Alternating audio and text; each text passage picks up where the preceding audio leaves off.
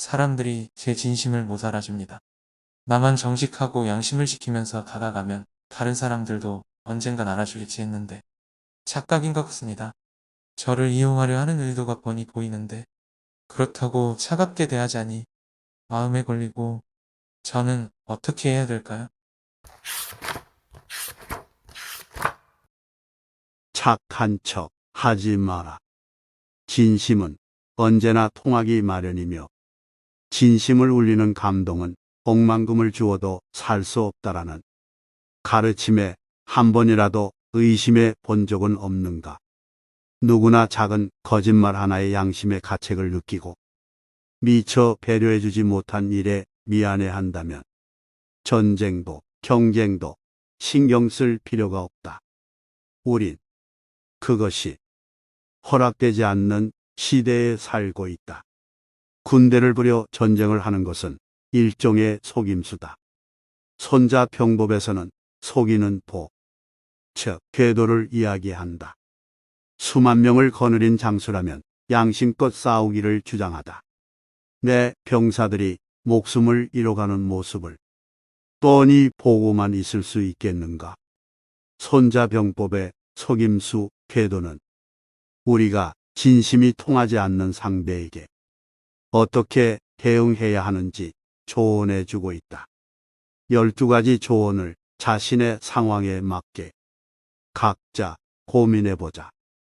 싸울 능력은 있지만 싸울 능력이 없는 것처럼 보이게 하라. 공격을 하고자 하지만 공격을 하지 않을 것처럼 보이게 하라. 가까운 것을 노리면서 먼 것을 노리는 것처럼 보이게 하라. 먼 것을 노리면서도 가까운 것을 노리는 것처럼 보이게 하라.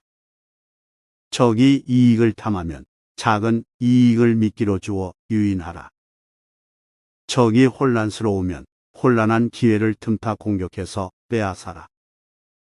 적의 역량이 충실하면 더욱더 든든히 대비하라. 적의 병력이 강대하면 피하라. 적이 기세등등하면 대책을 강구하여 적이 분노하게 만들어라. 적이 신중하고 조심하면 교만하도록 만들어라. 적이 충분히 쉬어서 안정되어 있으면 그들을 피로하게 만들어라. 적군 내부가 단합이 잘 되면 이간질에서 떼어놓아라. 궤도의 목적은 분명하다. 의도적으로 상대를 방심하게 만든 뒤에 상대방의 허점을 노리거나 상대방의 약점을 이용해 더욱 어려운 상황에 빠뜨리는 것이다. 정직과 양심을 가치로 내세우며 나를 훤히 보여준다면 득보다 실이 더 많다. 나의 능력과 의도를 함부로 드러내지 말고 상대의 허를 찔러라. 우리는 궤도가 난무하는 시대에 살고 있다. 궤도의 수를 사용하기 전 묘산을 하라. 묘산. 승리의 조건을 제대로 갖추었는지 확인하고 평가하라. 계산적인 사람이 되어라. 철저하게 계산하고 일하는 사람과 아마 잘되겠지라고 막연히 예상해서 일하는 사람이 만들어내는 결과가 어찌 같겠는가.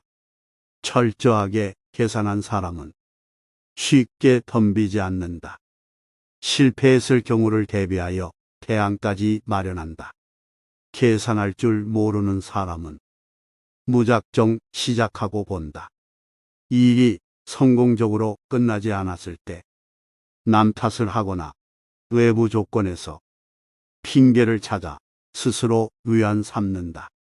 전쟁을 일으키기 전에 묘산을 해서 승리를 예측할 수 있는 것은 승리의 조건이 충분하기 때문이다. 전쟁을 일으키기 전에 묘산을 해서 승리를 예측하지 못하는 것은 승리의 조건이 충분하지 못하기 때문이다. 묘산이 많으면 승리하고 묘산이 적으면 승리하기 어려우니 어찌 묘산을 하지 않겠는가? 우리는 완벽하지도 강하지도 않으며 확실한 승산을 가지고 태어나지도 않았다. 완벽해지고 강해지고 싶다면, 승산을 가지고 자신 있게 일을 하고 싶다면 미리 계획하고 분석하고 계산하는 방법밖에 없다. 우리의 희망과 꿈을 실현하기 위한 꼼꼼한 계획과 계산 과정이 필요한 때는 바로 지금이다. 루산, 승리의 조건. 승리 조건의 기본은 자각이다. 자신의 미천을 따져라. 여기서 미천은 본인의 능력, 자금력, 처한 상황 등이다. 남들도 다 하니까 나도 한 번 해보자라는 식의 철없는 행동을 자제하라. 무리하게 큰 집을 사고 고급 외제차, 명품으로 치장하고 옆집에 놀러 가듯 해외를 들락거리지만 결국 남는 것은 빚뿐이다.